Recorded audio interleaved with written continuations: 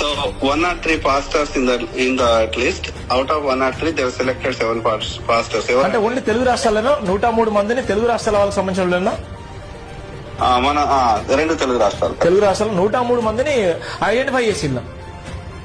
Correct, identify చేసిండ్రు. అందులో 7 మాత్రం ఇమీడియట్ గా అని చెప్తున్నారు. ఇమీడియట్ గా 7 చంపేశారు ప్రవీణ్ పగడాల్ లాగా.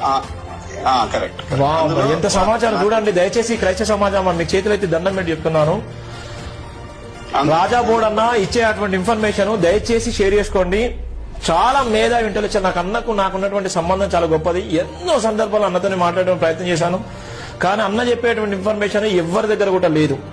అన్న చెప్తున్నాడు 103 మందిని సెలెక్ట్ చేసుకున్నారు. 103 మందిలో 7 అయితే ఇమ్మీడియట్లీ వాళ్ళని చంపేయాలి అనేటువంటి ఆదేశాలు కూడా ఉన్నాయని చెప్తున్నారు. అన్న మాటల్లోనే.